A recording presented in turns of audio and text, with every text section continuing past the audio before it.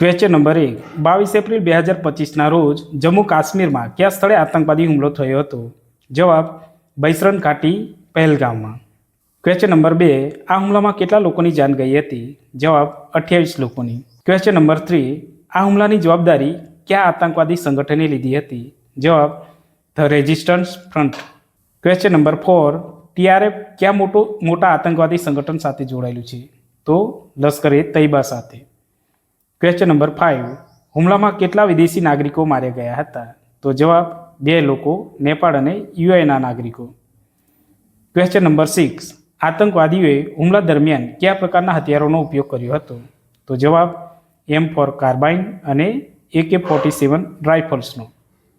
Question number 7, હુમલાની ઘડીઓમાં પ્રધાનમંત્રી નરેન્દ્ર મોદી કયા દેશની મુલાકાતે હતા?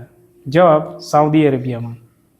ક્વેશ્ચન નંબર 8, કયા કેન્દ્રીય મંત્રીએ આ ઘટનાને પગલે પોતાની વિદેશ યાત્રા રદ કરી હતી?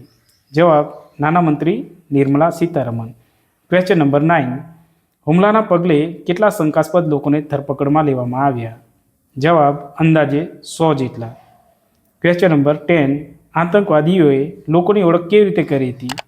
તો જવાબ, ધર્મના આધારે, પીડિતોને કલમો બોલવા કહ્યું અને ખાનગી અંગોની તપાસ કરીને.